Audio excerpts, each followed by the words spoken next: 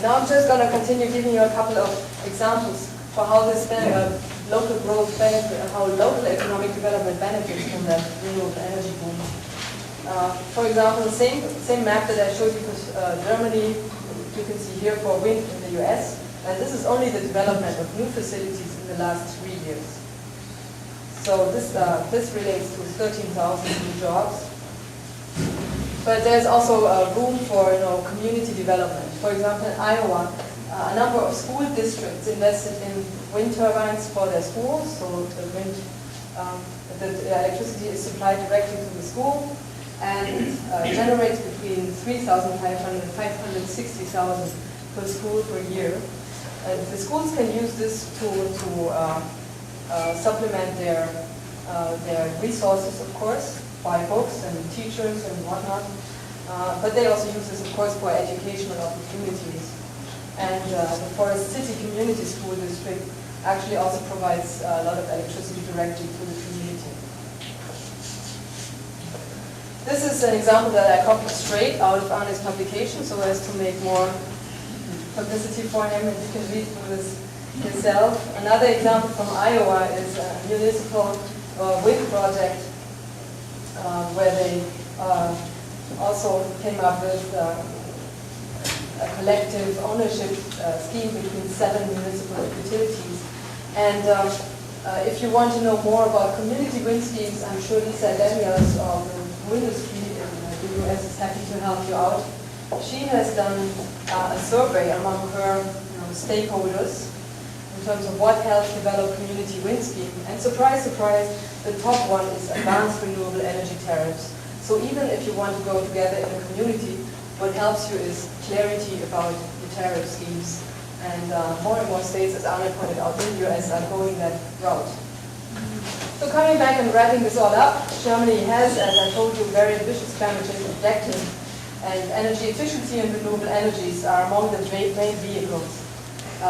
But these policies have multiple benefits. They increase our energy security, they decrease our greenhouse gas emissions, they created an industry of global significance, and they created lots of jobs, national income, but also local ownership. People just become more related to the issue and start worrying about energy.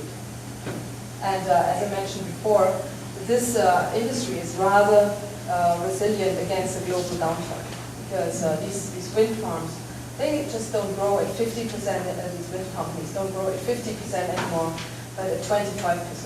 So this is still, compared to the overall contraction that we experience in the German economy, this is probably still the most healthy sector that we have.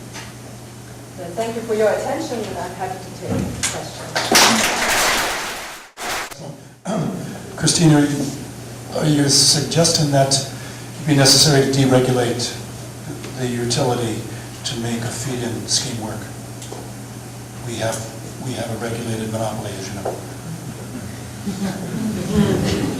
I mean, deregulate is a word that's misplaced. I mean, it was introduced along the lines of the Washington Consensus and used a lot during this time of liberalizing utilities. But in effect, it's not a deregulation, it's a re-regulation. And if you do re-regulation, you need to do it wisely.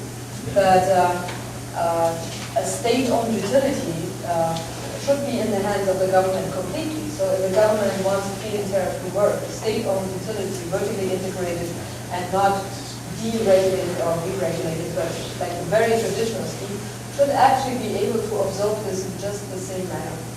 I don't think that it is necessary to change the system for that. But you need to have a transparent scheme, and somebody needs to have a thumb on this thing. We can leave that up to the courts, but then we need to have a clear legal framework for the courts to decide upon. So clarity and transparency and a clear-cut division of the roles and responsibilities is much more important than the question of whether you have a state-owned public utility or a vertically integrated, potentially private utility, or an unbundled system where generation, transmission, and distribution are completely separated.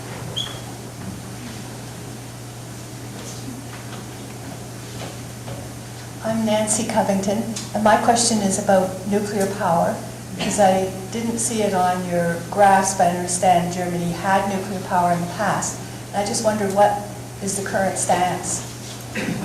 Nuclear power supplies about 25% of our electricity. The government has put in place a law in 2002 that phases out nuclear power. Do you want me to go into, it's a complicated scheme. In the way it was originally set up, the last nuclear power plant is supposed to be shut down in 2021 in Germany.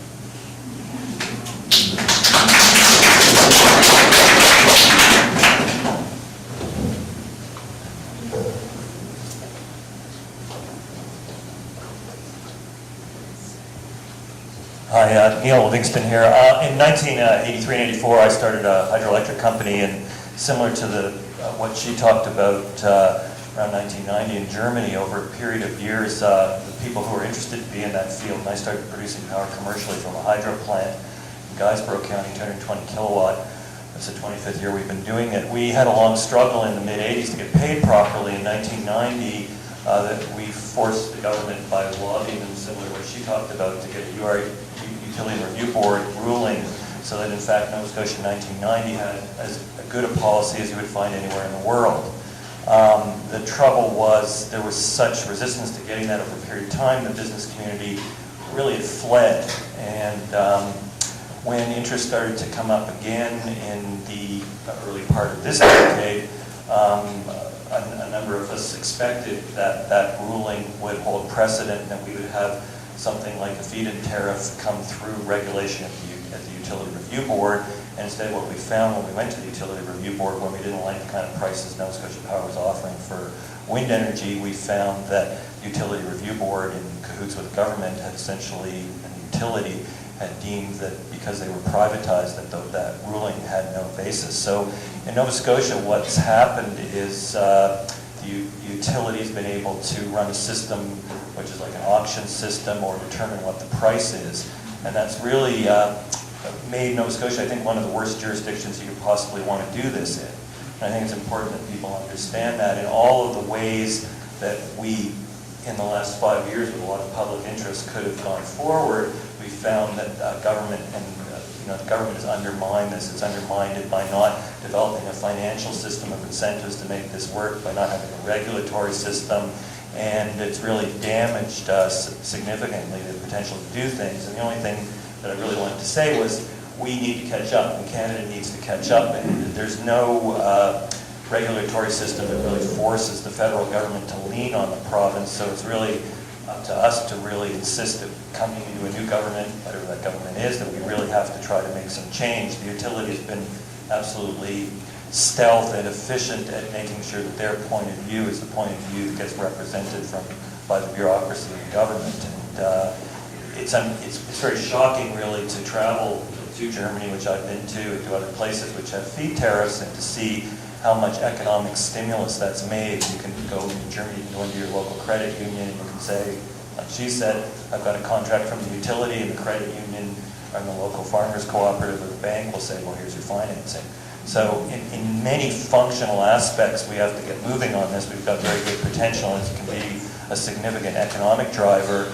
The only other thing I wanted to say is it's really important to understand that those technologies in solar, when they end up on your home, whether they be solar hot water or solar hot air to heat your home in the winter, or PV, that those are the things that make a lot of jobs and also can lower your power bill at home. So ultimately, after 25 years of being in this business, one of the things I've come to realize is there's kind of two regulatory choices and two jurisdictional choices we have. One is that we can end up with technologies on our homes that lower our power bills about 50%. And the other one is we can have very few people owning those technologies. And I think obviously the real thing we have to do is make sure that we have distributed benefits to the public. And that comes from getting the technologies on our homes and buildings.